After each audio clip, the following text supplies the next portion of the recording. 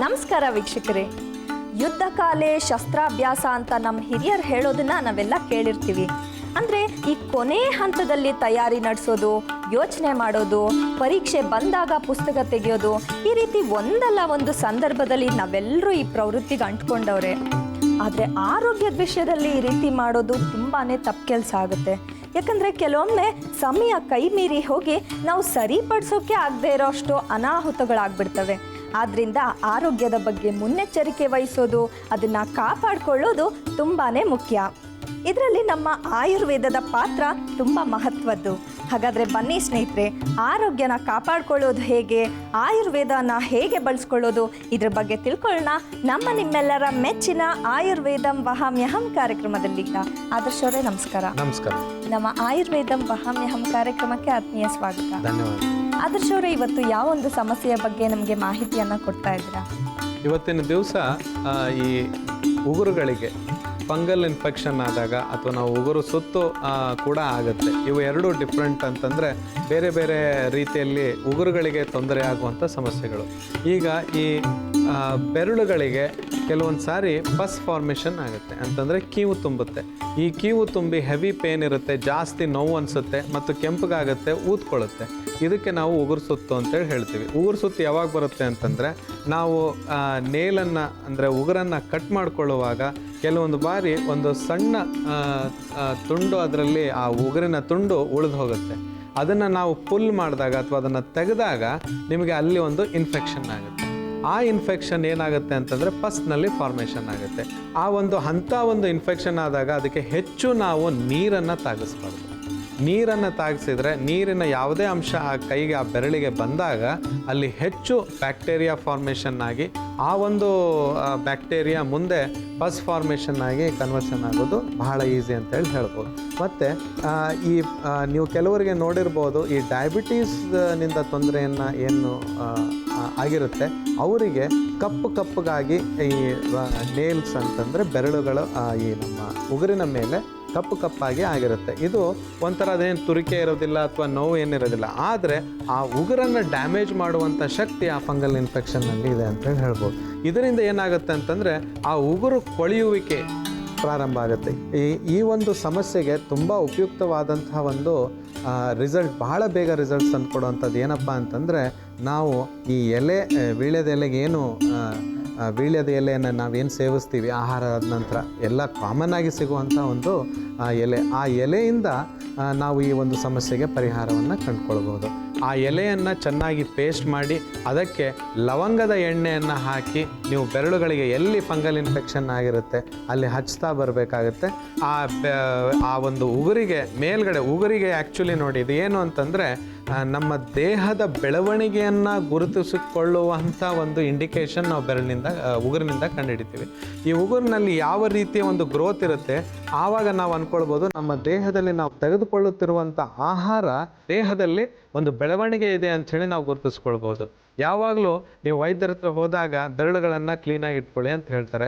ಈ ಬೆರಳುಗಳೆಲ್ಲ ಸಂಧಿಗಳಲ್ಲಿ ಕೆಲವು ಬಾರಿ ನಾವು ಎಲ್ಲ ಮಣ್ಣಲ್ಲಿ ಆಟ ಆಡಿರ್ಬೋದು ಅಥವಾ ಯಾವುದೋ ಒಂದು ಕೆಲಸ ಕಾರ್ಯಗಳನ್ನು ಮಾಡಿ ಬಂದಿರ್ಬೋದು ಅಥವಾ ಹೊರಗಿನ ವಾತಾವರಣದಿಂದ ಮನೆಗೆ ಬಂದಿರ್ಬೋದು.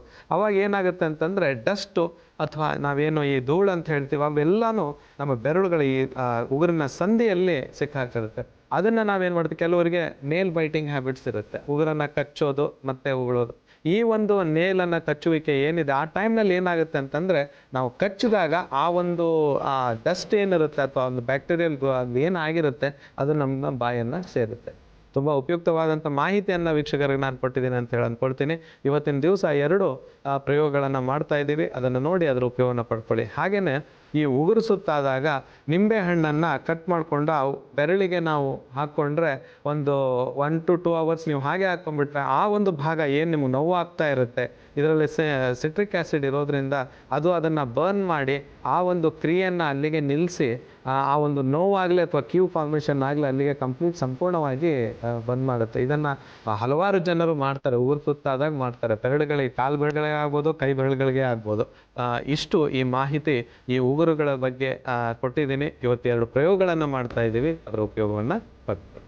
ಸ್ನೇಹಿತರೆ, ಈ ಉಗುರಿಗಾಗುವಂತಹ ಫಂಗಲ್ ಇನ್ಫೆಕ್ಷನ್ ಹೇಗೆ ಉಂಟಾಗುತ್ತೆ, ಇದಕ್ಕೆ ಪರಿಹಾರ ಏನು, ಇದ್ರ ಬಗ್ಗೆ ತಿಳ್ಕೊಂಡಿದ್ದೀವಿ.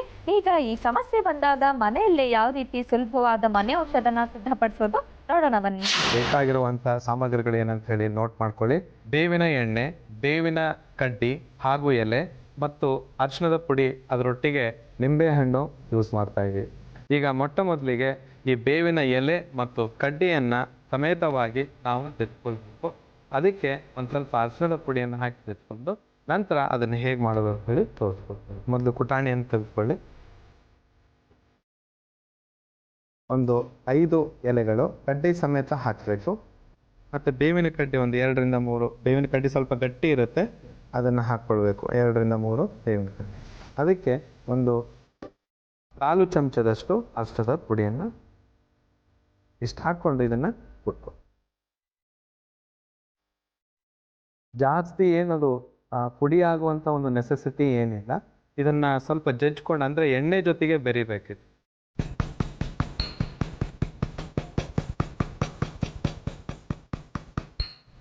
ಕಿರಣ್ ಸಾಕು ಅನಿಸುತ್ತೆ, ಅಷ್ಟೇ ಸಾಕು. ಈಗ ಈ ಪಾತ್ರೆಗೆ ನಾವು ಎಣ್ಣೆಯನ್ನು ಹಾಕ್ಕೊಳ್ಬೇಕು. 3 ಚಮಚದಷ್ಟು ಬೇವಿನ ಎಣ್ಣೆ,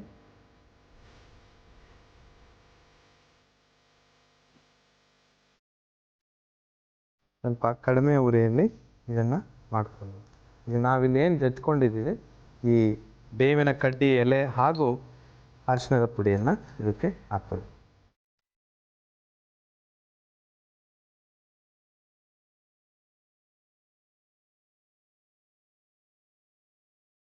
ಎಷ್ಟೊತ್ತು ಬಿಸಿ ಮಾಡಬೇಕಾಗುತ್ತೆ? ಇದನ್ನು ತುಂಬ ಹೊತ್ತುಗಳ ಕಾಲ ಏನು ಬೇಡ, ಜಸ್ಟ್ ಒಂದು 2 ಮಿನಿಟ್ಸ್ನಲ್ಲಿ ಇದು ರೆಡಿ ಆಗುತ್ತೆ, ಸಿದ್ಧವಾಗುತ್ತೆ.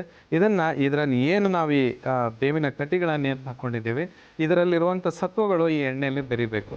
ಅದು ಬೆರೆತ ನಂತರ ಇದನ್ನು ಒಂದು 2 ನಿಮಿಷಗಳ ಕಾಲ ಹಾಗೇ ಆ ಎಣ್ಣೆಯಲ್ಲಿ ಬರೋ ಹಾಗೆ ಇದನ್ನು ನೋಡಬೇಕು. ನಂತರ ಇದನ್ನು ಆಫ್ ಮಾಡಿ ಇದಕ್ಕೆ ನಿಂಬೆಹಣ್ಣಿನ ರಸವನ್ನು ಬೆರೆಸಿ ನಾವು ಯೂಸ್ ಮಾಡ್ಕೊಳ್ಳೋದ್ರಿಂದ ತುಂಬ ಉತ್ತಮವಾದಂಥ ಒಂದು ಫಲಿತಾಂಶವನ್ನು ನಾವು ಪಡಿಬೋದು. ನೋಡಿ, ಈಗ ಸಿದ್ಧವಾಗಿದೆ. ಇದನ್ನು ಆಫ್ ಮಾಡ್ಕೊಳ್ಳೋಣ. ಇದನ್ನು ಒಂದು ಬಟ್ಲಿಗೆ ಹಾಕ್ಕೊಳ್ಬೇಕು.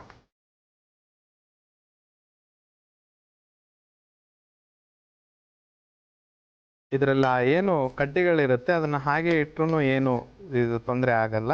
ಅದರಲ್ಲಿರುವಂಥ ಕೆಲವು ಸತ್ವಗಳು ಕೂಡ ಅದರಲ್ಲೇ ಶೇಖರಣೆಗೊಳ್ಳುತ್ತೆ ಅಂತ ಹೇಳಿ ಹೇಳ್ಬೋದು. ಈಗ ಈ ರೀತಿ ಸಿದ್ಧವಾದಂಥ ಎಣ್ಣೆ ಏನಿದೆ, ಇದಕ್ಕೆ ನಾವು 1/4 ಭಾಗದಷ್ಟು ನಿಂಬೆಹಣ್ಣಿನ ರಸವನ್ನು ಇಟ್ಕೊಳ್ತೀವಿ. ಇದು ಹಿಂಡ್ಕೊಂಡ ನಂತರ ಇದನ್ನು ಹಾಗೆ ಆ ಬಿಸಿ ಏನು ಎಣ್ಣೆ ಇದೆ ಅದನ್ನು ಹಾಗೆ ಬಿಡಬೇಕು.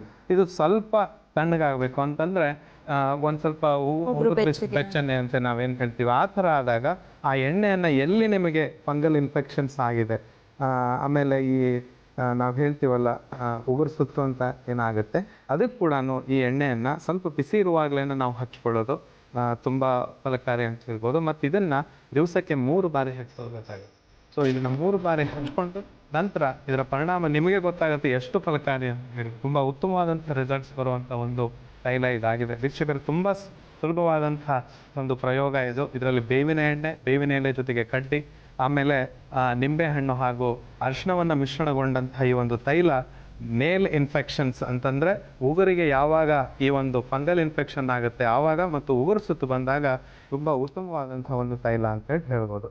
ವೀಕ್ಷಕರೇ, ಇದನ್ನು ಮಾಡಿ ಇದರ ಉಪಯೋಗಗಳನ್ನು ಮನೆಯಲ್ಲಿ ಫಂಗಲ್ ಇನ್ಫೆಕ್ಷನ್ಗೆ ಮನೆ ಔಷಧ ಬೇಕಾಗಿರುವ ಸಾಮಗ್ರಿಗಳು: ಬೇವಿನ ಎಣ್ಣೆ, ಬೇವಿನ ಎಲೆ, ಬೇವಿನ ಕಡ್ಡಿ, ನಿಂಬೆಹಣ್ಣು ಮತ್ತು ಅರಿಶಿನ. ತಯಾರಿಸುವ ವಿಧಾನ: ಕುಟಾಣಿಗೆ ಬೇವಿನ ಎಲೆ, ಬೇವಿನ ಕಡ್ಡಿ ಮತ್ತು ಅರಿಶಿಣವನ್ನು ಹಾಕಿ ಚೆನ್ನಾಗಿ ಕುಟ್ಟಿಕೊಳ್ಳಿ. ನಂತರ ಕಾಯಿಮುಟ್ಟ ಪಾತ್ರೆಗೆ ಬೇವಿನ ಎಣ್ಣೆ ಮತ್ತು ಕುಟ್ಟಿದ ಮಿಶ್ರಣವನ್ನು ಹಾಕಿ ಚೆನ್ನಾಗಿ ಮಿಕ್ಸ್ ಮಾಡಿಕೊಂಡು ಒಂದು ಬಟ್ಟಲಿಗೆ ಹಾಕಿಕೊಳ್ಳಿ. ಈ ಮಿಶ್ರಣಕ್ಕೆ ನಿಂಬೆ ರಸವನ್ನು ಬೆರೆಸಿಕೊಂಡರೆ ಫಂಗಲ್ ಇನ್ಫೆಕ್ಷನ್ಗೆ ಮನೆ ಔಷಧ ಸಿದ್ಧ. ಸ್ನೇಹಿತರೆ, ನೋಡಿದ್ವಲ್ಲ ಈ ಉಗುರಿಗಾಗೋ ಅಂತ ಒಂದು ಫಂಗಲ್ ಇನ್ಫೆಕ್ಷನ್ ಏನಿದೆ ಅದಕ್ಕೆ ಯಾವ ರೀತಿ ಸುಲಭವಾಗಿ ಮನೆಯಲ್ಲೇ ಔಷಧಿ ತಯಾರಿಸ್ಬೋದು ಅಂತ. ವಿರಾಮದ ನಂತರ ಮತ್ತೊಮ್ಮೆ ನಿಮಗೆಲ್ಲ ಆಯುರ್ವೇದಂ ವಹಾಮ್ಯಹಂ ಕಾರ್ಯಕ್ರಮಕ್ಕೆ ಆತ್ಮೀಯ ಸ್ವಾಗತ. ಸ್ನೇಹಿತರೆ, ಈ ಉಗುರಿಗುಂಟಾಗುವಂಥ ಒಂದು ಫಂಗಲ್ ಇನ್ಫೆಕ್ಷನ್ ಏನಿದೆ ಅದಕ್ಕೆ ಮತ್ತೊಂದು ಸುಲಭವಾದ ಮನೆ ಔಷಧ ಹೇಗೆ ತಯಾರಿಸೋದು ಅಂತ ನೋಡೋಣ ಬನ್ನಿ. ಬೇಕಾಗಿರುವಂಥ ಸಾಮಗ್ರಿಗಳು ಏನಂತೇಳಿ ನೋಟ್ ಮಾಡ್ಕೊಳ್ಳಿ. ಜಾಕಾಯಿ ಪುಡಿ, ಬೆಳ್ಳುಳ್ಳಿ, ಎಕ್ಕದ ಎಲೆ ಹಾಗೂ ಬೇವಿನ ಎಣ್ಣೆ ಇಷ್ಟು ಇದಕ್ಕೆ ಬೇಕಾಗಿರುವಂಥ ಸಾಮಗ್ರಿಗಳು. ಈಗ ಮೊದಲಿಗೆ ಒಂದು ಪುಟಾಣಿಯನ್ನು ತೆಗೆದುಕೊಂಡು ಎಕ್ಕದ ಎಲೆಯನ್ನು ಹಾಕಿ ಅದಕ್ಕೆ ಬೆಳ್ಳುಳ್ಳಿ ಹಾಗೂ ಜಾಕಾಯಿಯನ್ನು ಹಾಕಿ ನಾವು ಮಿಶ್ರಣ ಮಾಡಿ ಪುಡಿ ಮಾಡ್ಕೊಳ್ಬೇಕು. ಅರ್ಧ ಒಂದು ಅಥವಾ ಚಿಕ್ಕ ಎಲೆ ಆಗಿರ್ಬೋದು ಅಥವಾ ಅರ್ಧದಷ್ಟು, ದೊಡ್ಡ ಎಲೆ ಆಗಿದ್ರೆ ಅರ್ಧದಷ್ಟು ಎಕ್ಕದ ಎಲೆಯನ್ನು ಹಾಕಿ ಇದಕ್ಕೆ ಒಂದು 5 ರಿಂದ 6 ಎಸಳಿನಷ್ಟು ಬೆಳ್ಳುಳ್ಳಿ, ಚಿಕ್ಕದು ಅಂದರೆ ಒಂದು ಚಿಟಿಕೆಯಷ್ಟು ಪುಡಿ ಬರುತ್ತೆ ಇದು, ಅಷ್ಟು ನಾವು ಜಾಕಾಯಿಯನ್ನು ತೆಗೆದುಕೊಂಡು ಈಗ ಇದನ್ನು ಪುಡಿ ಮಾಡಿ. ಹಾಗೆ ನಾವು ಇದರಲ್ಲಿ ಎಕ್ಕದ ಎಲೆ ಒಂದು ಉಪಯೋಗಿಸ್ತಿದೀವಲ್ಲ, ಯಾವ ಎಕ್ಕದ ಎಲೆ ಬಳಸಬೇಕಾಗುತ್ತೆ? ಯಾಕಂದ್ರೆ ಅದರಲ್ಲಿ ಬಿಳಿ ಎಕ್ಕದ ಎಲೆ ಅಂತ ಇದೆ, ಮತ್ತೊಂದು ವೆರೈಟಿ ಇದೆ. ಈಗ ಈ ಬಿಳಿ ಎಕ್ಕದ ಎಲೆಯಲ್ಲಿ ಹೆಚ್ಚು ಆಮ್ಲ ಇರುವಂಥ ಒಂದು ಎಲೆ ಆಗುತ್ತೆ, ಅಂತಂದರೆ ಹೆಚ್ಚು ಆಸಿಡ್ ಇರುವಂಥ ಒಂದು ಎಲೆ. ಅದು ಸ್ವಲ್ಪ ಜಾಸ್ತಿ ಶಾರ್ಪ್ ಆಗಿರೋದ್ರಿಂದ ಒಂದು ಬೇರೆ ರೀತಿಯ ಚರ್ಮದ ಮೇಲೆ ಪರಿಣಾಮವನ್ನು ಬೀರ್ಬೋದು. ಆದ್ದರಿಂದ ಈ ಒಂದು ಹಸಿರು ಏನು ಎಕ್ಕದ ಎಲೆ ಇದೆ ಇದಕ್ಕೆ ಸ್ವಲ್ಪ ಆ ಒಂದು ಪವರ್ ಏನಿರುತ್ತೆ ಸ್ವಲ್ಪ ಮೈಲ್ಡ್ ಆಗಿರುತ್ತೆ. ಸೊ ಆದ್ದರಿಂದ ಕಡಿಮೆ ಪ್ರಮಾಣದಲ್ಲಿ ನಾವು ಅದನ್ನು ಯೂಸ್ ಮಾಡ್ಕೊಳ್ಬೇಕು. ಮತ್ತು ಎಕ್ಕದ ಎಲೆಯನ್ನು ನಾವು ಯಾವುದೇ ಎಕ್ಕದ ಎಲೆ ಆಗಲಿ, ಬಿಳಿ ಆಗಲಿ ಅಥವಾ ಇದೇ ಆಗಲಿ, ಇದನ್ನು ನೀವು ಹೆಚ್ಚು ಪ್ರಮಾಣದಲ್ಲಿ ಸ್ಕಿನ್ ಮೇಲೆ ನೀವು ಅಪ್ಲೈ ಮಾಡಿದಾಗ, ಚರ್ಮದ ಮೇಲೆ ಅಪ್ಲೈ ಮಾಡಿದಾಗ, ಹಚ್ಕೊಂಡಾಗ ಚರ್ಮಕ್ಕೆ ಒಂದು ಸುಟ್ಟ ಗಾಯದ ಥರ ಕೆಂಪು ರೂಪದಲ್ಲಿ ಕಂಡು ಬರುತ್ತೆ. ಒಂಥರ ಸುಟ್ಟಾಗ ಎಣ್ಣೆ ಬಿದ್ದು ಅಥವಾ ಬಿಸಿ ನೀರು ಏನಾದ್ರು ಬಿದ್ದಾಗ ಯಾವ ರೀತಿ ತೊಂದರೆ ನೀವು ನೋಡ್ತೀರಾ, ಅದೇ ರೀತಿ ಆ ಒಂದು ಪರಿಣಾಮವನ್ನು ಕೊಡುತ್ತೆ. ಆದರೆ ಅದನ್ನು ಬೆಳ್ಳುಳ್ಳಿ ಮತ್ತು ಈ ಜಾಕಾಯಿ ಎರಡೂ ಹೀಟ್ ಐಟಮ್ಸ್, ಇದು ಉಷ್ಣತೆಯನ್ನು ಕೊಡುವಂಥ ಐಟಮ್ಗಳು. ಅದಕ್ಕೆ ನಾವು ಈ ಬೇವಿನ ಎಣ್ಣೆಯನ್ನು ಮಿಶ್ರಣ ಮಾಡಿದಾಗ ಅದನ್ನು ತಂಪು ಮಾಡಿ ನಮಗೆ ಯಾವುದೇ ರೀತಿಯ ತೊಂದರೆಗಳು ಸ್ಕಿನ್ಗೆ ಆಗಲಾರ್ದ ಹಾಗೆ, ಉಗುರಿಗೆ ಯಾವ ರೀತಿಯ ಒಂದು ಫಂಗಲ್ ಇನ್ಫೆಕ್ಷನ್ ಆಗಿರುತ್ತೆ ಅದನ್ನು ಸಂಪೂರ್ಣವಾಗಿ ಗುಣಪಡಿಸುವಂಥ ಒಂದು ಏಕೈಕ ತೈಲ ಅಂತಂದರೆ ಬೇವಿನ ಎಣ್ಣೆ ಅಂತೇಳಿ ಹೇಳ್ಬೋದು. ಇವನ್ನೆಲ್ಲ ಸೇರಿಸ್ಕೊಂಡು ಮಾಡ್ತಾ ಇರುವಂಥ ಈ ಒಂದು ಪೇಸ್ಟ್ ಆಗಲಿ, ಅದೊಂದು ಏನೋ ಒಂದು ತೈಲ ಇದೆ, ಒಂದು ಲೇಪ ಏನಿದೆ ಅದು ತುಂಬ ಉಪಯೋಗಕಾರಿ ಅಂತೇಳಿ ಹೇಳ್ಬೋದು.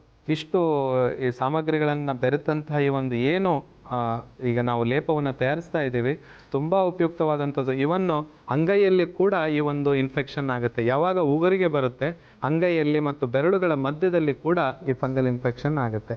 ಸೊ ಅದಕ್ಕೆ ಇದನ್ನು ನೀವು ಹಚ್ಕೊಳ್ಳೋದು ತುಂಬ ಉತ್ತಮ. ಉಗುರುಗಳಿಗೆ ಮಾತ್ರವಲ್ಲ ಮತ್ತು ಅಂಗೈಗಳಿಗಾದಾಗೂ ಕೂಡ ಅಲ್ಲೊಂದು ಸ್ವಲ್ಪ ಕೆರೆತ ಇರುತ್ತೆ, ಅದನ್ನು ಹೋಗಲಾಡಿಸೋದಕ್ಕೆ ಇದು ತುಂಬ ಉಪಯೋಗಕಾರಿಯಾದಂತಹ ಒಂದು ತೈಲ ಅಂಥೇಳಿ ಹೇಳ್ಬೋದು.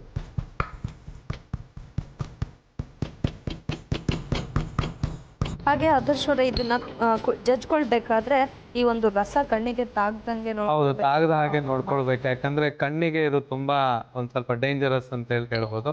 ಎಕ್ಕದ ಎಲೆಯ ಹಾಲೆ ಆಗಿರ್ಬೋದು, ಅದು ಎಲೆಯಲ್ಲಿ ಬರುವಂತ ಹಾಲೇನಿದೆ ಅದು ಕಣ್ಣಿಗೆ ಬಿದ್ದರೆ ತುಂಬಾ ತೊಂದರೆಯನ್ನು ಉಂಟು ಮಾಡುತ್ತೆ, ಮತ್ತೆ ಬ್ಲೈಂಡ್ನೆಸ್ ಕೂಡ ಆಗ್ಬೋದು ಅಂತ ಹೇಳಿ ಹೇಳ್ಬೋದು. ಇದು ರೆಡಿ ಆಗಿದೆ. ಈಗ ಅದನ್ನ ಒಂದು ಬಟ್ಲಿನಲ್ಲಿ ಹಾಕ್ಕೊಂಡು ಅದಕ್ಕೆ ನಾವು ಈ ಬೇವಿನ ಎಣ್ಣೆಯನ್ನು ಮಿಶ್ರಣ ಮಾಡಬೇಕು. ಬೇವಿನ ಎಣ್ಣೆಯನ್ನು ಮಿಶ್ರಣ ಮಾಡಿದ ನಂತರ ಇದನ್ನು ಬಿಸಿ ಮಾಡೋದಾಗಲಿ ಯಾವುದೇ ರೀತಿಯಾದ ಏನು ತೊಂದರೆ ಇಲ್ಲ. ಅದನ್ನು ಮಾಡಿಕೊಂಡು ಎಲ್ಲಿ ನಾನು ಮೊದಲೇ ಹೇಳಿದ್ದೀನಿ ಫಂಗಲ್ ಇನ್ಫೆಕ್ಷನ್ ಎಲ್ಲ ಆಗಿರುತ್ತೆ ಉಗುರುಗಳಿಗೆ ಮತ್ತು ಚರ್ಮಕ್ಕೆ ಎಲ್ಲ ಆಗಿರುತ್ತೆ, ಅದನ್ನ ಹಚ್ಕೊಂಡು 1 ಗಂಟೆಗಳ ಕಾಲ ಹಾಗೆ ಇಟ್ಟು ನಂತರ ಸ್ನಾನವನ್ನು ಮಾಡೋದು ತುಂಬ ಉತ್ತಮ ಅಂತ ಹೇಳ್ಬೋದು. ಅಥವಾ ಕೈಯನ್ನು ತೊಳೆದುಕೊಳ್ಳೋದು ತುಂಬ ಉತ್ತಮ. ಮತ್ತು ಆದಷ್ಟು ನಿಮ್ಮ ಆಹಾರ ಸೇವನೆಯಲ್ಲಿ ಬದನೆಕಾಯಿಯನ್ನು ಸೇವನೆ ಮಾಡೋದಂಥದ್ದು ಮತ್ತು ಸೀಮೆ ಬದನೆಕಾಯಿ ಅಂತ ಹೇಳ್ತಿರುತ್ತೆ ಇದನ್ನು ಕಡಿಮೆ ಮಾಡಬೇಕು. ಅದಲ್ಲದೆ ಕಾಲಿಫ್ಲವರ್ನ ಸೇವನೆ ಕಡಿಮೆ ಮಾಡಬೇಕು, ಆಲೂಗಡ್ಡೆಯ ಸೇವನೆಯನ್ನು ಕಡಿಮೆ ಮಾಡಬೇಕು. ಇವು 4 ಏನು ತರಕಾರಿಗಳಿದೆ ಇದನ್ನು ಆದಷ್ಟು ಕಡಿಮೆ ಮಾಡಿಕೊಂಡ್ರೆ ನಿಮಗೆ ತುಂಬ ಉತ್ತಮವಾದಂಥ ರಿಸಲ್ಟ್ಸನ್ನು ನೀವು ಪಡ್ಕೊಳ್ಬೋದು. ಈಗ ಇದನ್ನು ಈ ಬಟ್ಲಿಗೆ ಹಾಕ್ಕೊಳ್ಬೇಕು. ಈ ರೀತಿ ಈ ಮಿಶ್ರಣ ಏನು ತಯಾರಾಗುತ್ತೆ ಇದನ್ನು ಮಾಡಿದ ನಂತರ ಇದಕ್ಕೆ 2 ಚಮಚದಷ್ಟು ಬೇವಿನ ಎಣ್ಣೆಯನ್ನು